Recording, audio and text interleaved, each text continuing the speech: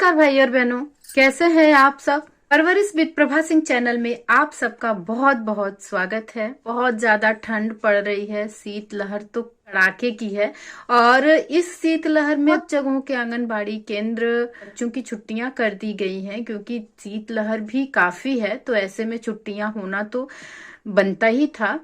आंगनबाड़ी के बच्चे तो और ज्यादा छोटे होते हैं, तो उनको और जरूरत होती है कि वो ज्यादा से ज्यादा सुरक्षा की जाए, वो घर पे रहें। बाहर निकलते हैं तो ठंड हवा भी लगती है उनको, तो बहुत सारी जगहों पे छुट्टियां हो भी गई हैं बच्चों की, लेकिन आंगनबाड़ी कार्यकर्ताओं को अपने अपने आंगनबाड़ी केंद्र पर उपस्थित होकर के काम करना ही है। तो चलिए अब आगे बढ़ते हैं। आज की वीडियो में हम जानेंगे भाई बहनों कि पोषण ट्रैकर अपडेट वर्जन 24.9.9 में किसी भी लाभार्थी का ऐड नॉमिनी करके आप टीएचआर आसानी से दे सकते हैं। तो कैसे करना है ऐड नॉमिनी और किसका किसका नॉमिनी ऐड करना है, ये भी जानेंगे हम इस वीडियो में।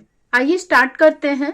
लाभार्थी के नॉमिनी को कैसे ऐड करें, ऐड करके कैसे हमें लाभार्थी का टीएचआर देना है। अब लाभार्थी को टीएचआर देना आसान हो चुका है।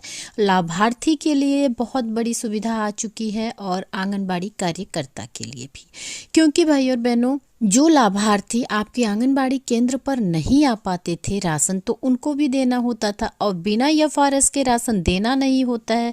तो जब लाभार्थी आएंगे नहीं तो आप एफआरएस कैसे करेंगे, चेहरा प्रमाणीकरण कैसे करेंगे और कैसे उनको टेक होम राशन देंगे। लाभार्थी नहीं आना चाहते थे, कंडीशन उनकी चाहे जो भी रहती हो, कभी कभी तबीयत भी नहीं ठीक रहती है, कभी कभी आने में असमर्थ होते हैं, इसलिए भी नहीं आ पाते हैं और आंगनबाड़ी कार्यकर्ताओं की मजबूरी होती है कि बिना एफआरएस के वो राशन नहीं दे सकती हैं। ऐसे में बड़ी प्रॉब्लम हो जाया करती थी, जिसको देखते हुए पोषण ट्रैकर ने एक नया अपडेट दिया है, जिसमें आप जो लाभार्थी नहीं आ पाते हैं उन लाभार्थियों को के नॉमिनी को आप पोषाहार दे सकते हैं। नॉमिनी को ऐड करेंगे, नॉमिनी की ई-केवाईसी और एफआरएस करेंगे, तब जाकर के उस लाभार्थी का टेक होम राशन आप दे सकते हैं।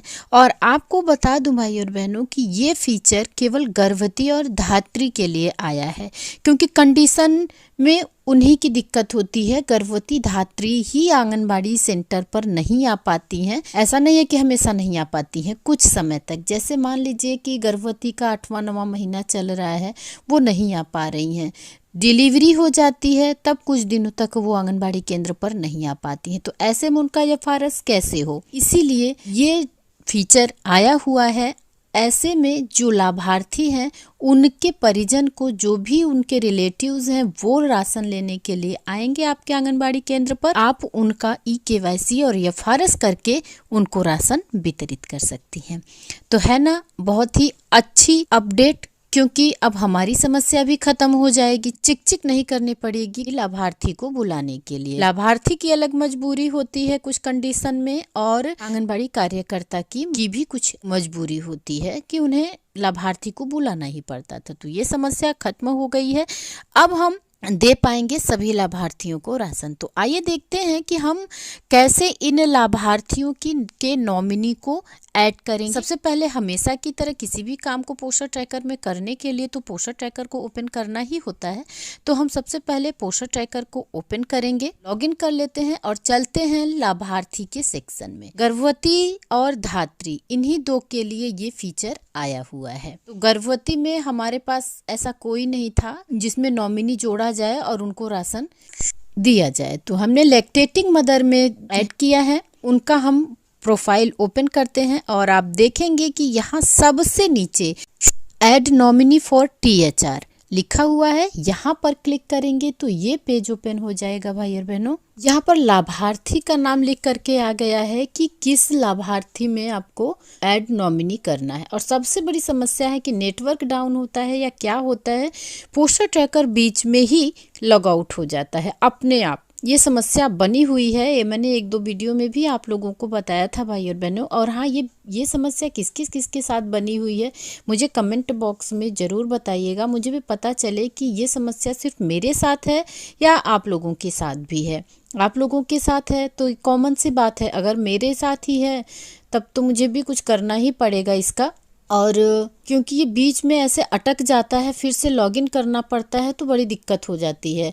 और इस तरह से हमने ओपन कर लिया है। यहाँ पर नेहा सिंह लैक्टेटिंग मदर हैं, तो यहाँ पर इनका हमें नॉमिनी जोड़ना है। यहाँ पर देखिए नॉमिनी हम जोड़ेंगे और ये नॉमिनी की EKYC करनी है, ये नॉमिनी का FRS करना है। ये 2 स्टेप करने के लिए हमें ये अंडरस्टूड के ऑप्शन को क्लिक करना होगा और यहाँ पर मोबाइल ऑथेंटिकेशन के लिए आएगा, जिस पे हमें OTP भेजनी है। OTP भेजेंगे 4 अंकों की, तो ये लाभार्थी के मोबाइल पर जाएगा। वेरीफाई कर देंगे तो इसका वेरिफिकेशन हो जाएगा। और आप लोगों को बता दूं कि आप भी लाभार्थी का राशन लेने के लिए आएगा, उसी की EKYC आप लोगों को करनी है और उसी का FRS करना है, उसी का आधार लगाना है भाई और बहनों। और यहाँ से हम इसको आगे बढ़ाते हैं।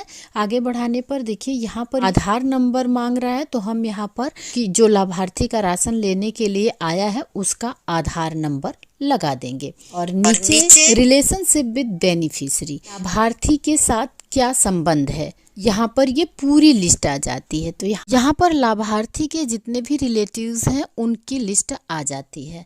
तो जिसको भी आपको राशन देना है, father, mother, husband, sister in laws, father in laws, तो किसी एक को आप सेलेक्ट कीजिए जो कि राशन लेने के लिए आया है और यहाँ से इसको कर देते हैं हम प्रोसीड। और आप देख पा रहे हैं कि ये प्री चेक कंप्लीट हो चुका है। प्री चेक कंप्लीट हो चुका है। ये चेक करता है कि जो लेने के लिए आया है उसका कौन सा संबंधी है, पति है, सास है, ससुर है, ननद है, देवर है, कौन है, तो उनका ये प्री चेक करता है। और उसके बाद अब हम इसको आगे बढ़ाते हैं भाई और बहनों। अब करेंगे हम इनकी EKYC। ये जैसे आप सभी लाभार्थियों का करते हैं वैसे ही आपको EKYC कर लेनी है। यहाँ पर आपको आधार डाल देना है। ध्यान रहे आधार उसी का डालना है भाई और बहनों जो कि राशन लेने के लिए आया है, उनका आधार डाल देंगे। ये इस लाल कैप्चे को हमें खाली बॉक्स में कैप्चा भर देना है और उसके बाद हम इसको कर देते हैं नेक्स्ट। और ये दूसरा पेज ओपन हो जाएगा। लाभार्थी के मोबाइल पर OTP जाएगी। उस OTP को जो 6 अंक की होती है भाई और बहनों, इसे भर देना है और उसके बाद इसको कर देते हैं हम यहाँ से कंटिन्यू। और कंटिन्यू करने के बाद हमें करना होगा FRS।